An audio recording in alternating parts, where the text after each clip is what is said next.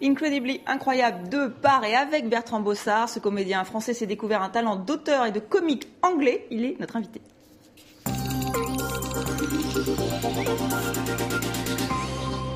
Il a joué avec les plus grands metteurs en scène, des textes sérieux. Il s'est découvert un talent d'auteur et de comique anglais. Bertrand Bossard est un traître à la cause francophone, mais il est sur la scène du 104 à Paris pour Incredible incroyable. Merci d'être avec nous.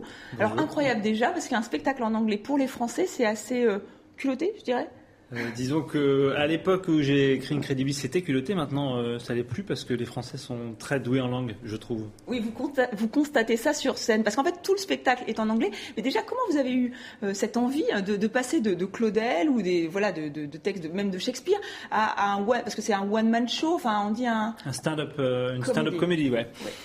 Disons que je m'étais toujours empêché sur le plateau d'être drôle, alors que j'ai plutôt cette nature dans la vie, parce que j'étais un comédien sérieux. Et un jour, je me suis lâché dans un spectacle sérieux pendant les répétitions. Et là, des amis m'ont dit mais faut que tu travailles ce côté de toi d'acteur.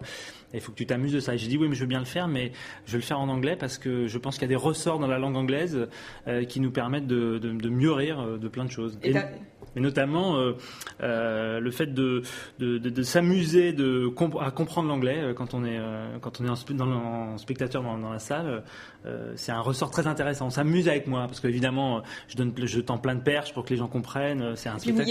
Il y a un sous-titrage, mais alors un sous-titrage par le geste, par toute cette scénographie que vous développez, parce que vous croquez une 60aine de personnages. Il y a aussi un bestiaire assez hallucinant. Vous reprenez une grenouille. Mais avant d'en reparler, vous faites des petites bandes annonces car vous êtes artiste associé au 104, qui est un lieu culturel de Paris, et donc vous faites des petites bandes annonces pour donner envie de voir ce spectacle. On va regarder. Hello, Bertrand Bossard. I'm doing my show in le 104. Le one hall 4, that's very branché, tout ça. Le 104, one hall 4. That's a very nice place in Paris. C'est un très bel endroit à Paris. Je fais Incredibly incroyable. Les gens sont terrifiés parce que c'est en anglais. It is. Et voilà, it is. Donc c'est vraiment en anglais. Mais vous le dites, en fait, il faut quoi ? Il faut justement on est un peu complexés, les Français, donc c'est pour nous décomplexer aussi sur l'anglais ? Pour se désinhiber, ouais. Je pense qu'on a plus de complexe maintenant. Les Français, ils aiment, on a tous été élevés à la pop music, à Friends, au Monty Python. Oui, puis vous jouez sur des mots, parce que le début, vous rencontrez Dieu, et Dieu, tout le monde sait que c'est... Tout le monde sait qu'il est anglais, finalement. Qu'il est anglais. Non, mais il parle plein de langues, et il sait se faire comprendre de tout le monde, donc oui, je rencontre Dieu. Incredibly, ça raconte...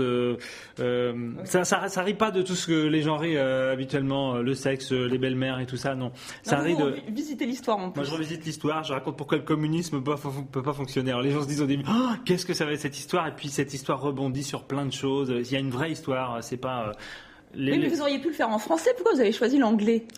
Parce que ça rend malin, et c'est vraiment très drôle. L'intonation, la syntaxe anglaise permet. Les Anglais, ils rigolent à 80% de non-sens. C'est l'humour des Monty Python, par exemple. Voilà. On se met dans une situation où on rit de soi-même. En français, c'est plutôt du jeu de mots. Et le fait de le faire en anglais, c'était jouer sur ces nouveaux ressorts-là, sur ces ressorts qu'on connaît mais qu'on n'utilise pas. Et puis, quand on voit le spectacle, on s'aperçoit qu'on comprend tout. C'est valorisant et on rit encore plus de l'intonation en anglais. Il y a un accent tonique, on peut appuyer sur des choses. Oh my God. Vous voyez, quand je dis ça, voilà, tout le monde fait oh mon Dieu. On peut dire oh mon Dieu en français, mais si on faisait oh mon Dieu, tout d'un coup, ça va pas. Alors qu'en anglais, ça fait oh my God. Et là, c'est beaucoup plus drôle, quoi. Mais vous l'avez joué en Angleterre, eux, ils rient au même moment ? Il rit au même moment à d'autres endroits parce qu'Incredibly, il y a aussi quelques petites références britanniques. Moi, je sais quand je joue à Paris, au bout de 4 minutes, combien j'ai d'anglais dans la salle parce qu'il y a une petite référence qui va faire que si les Anglais ils vont rire. Mais c'est pas grave de pas l'avoir quand on est français. Enfin voilà.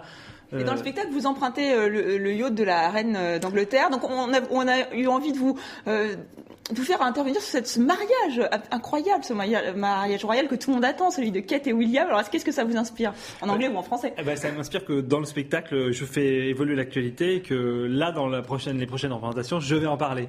Parce qu'à un moment, j'appelle la reine d'Angleterre au téléphone pour lui emprunter le yacht, que tous les Anglais ont payé, évidemment, comme tout le monde le sait, donc ils ont le droit de l'utiliser.